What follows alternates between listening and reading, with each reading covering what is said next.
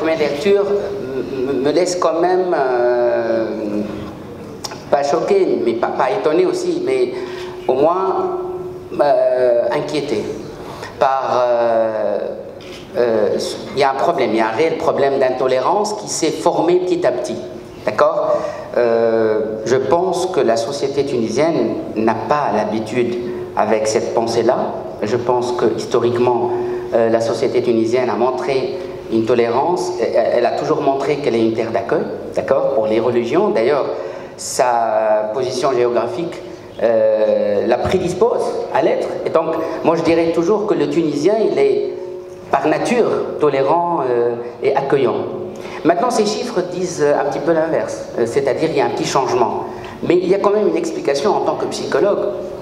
On travaille sur les personnes, et les sociologues travaillent sur les groupes. Alors, la structure de la personnalité tunisienne a changé petit à petit. C'est-à-dire que généralement, lorsqu'il y a un problème de tolérance, c'est-à-dire il y a un problème d'intolérance, et donc une diminution de... C'est-à-dire, là, vous avez touché l'implicite à travers le sondage, c'est pas l'explicite. Et on sent qu'il y a parfois de la désirabilité sociale pour répondre.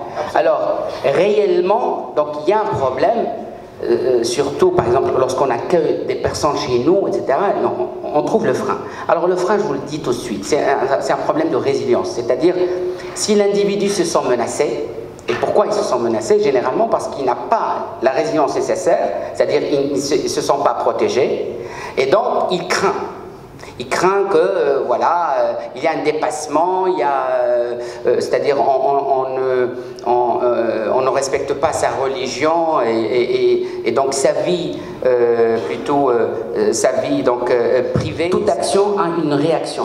Donc pour lui, puisque je suis menacé par les autres cultures, je ne me retrouve plus, donc je perds un petit peu aussi ma culture, et donc je crains pour ça. Pour cela, je dois me protéger.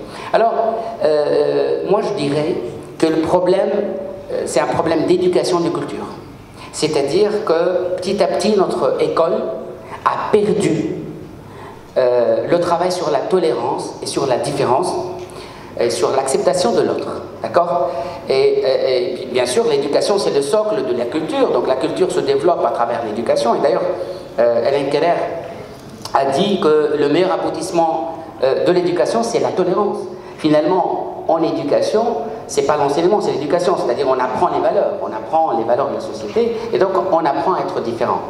Alors d'ailleurs, dans mon laboratoire, comme tu l'as dit Hassan, on travaille sur 3 axes pour justement résoudre ce problème-là. Moi, je travaille sur les enfants préscolaires, et je travaille aussi sur les jeunes qui sont en risque d'extrémisme violent, de radicalisation, et on est confronté à ce problème-là. Donc, on travaille sur 3 axes qu'on a définis comme étant une stratégie par rapport à la lutte contre l'intolérance. D'abord, on travaille sur ce qu'on appelle l'intelligence émotionnelle, c'est-à-dire pour les individus, pour qu'ils puissent accepter les autres cultures, accepter l'autre dans sa différence.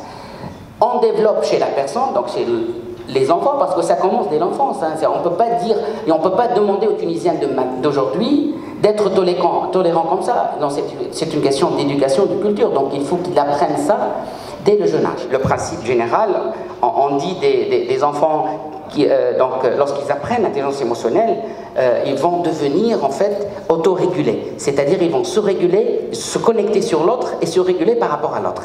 Deuxième axe, donc deuxième niveau, si on peut dire, c'est ce qu'on appelle l'apprentissage social émotionnel, c'est-à-dire on apprend à collaborer avec l'autre, et donc petit à petit on va accepter le fait qu'il dise non.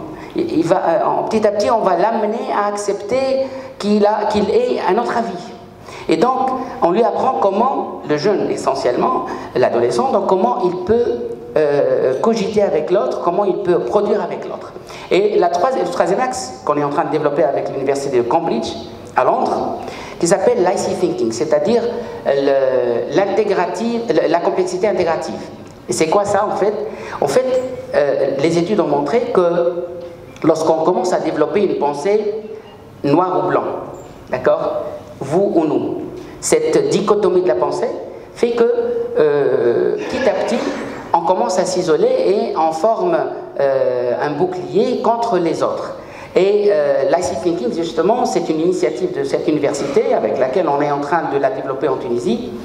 Donc, on apprend aux jeunes, surtout, à développer une complexité, ce qu'on appelle la complexité cognitive, c'est-à-dire comment ils peuvent intégrer dans leur pensée les pensées de l'autre.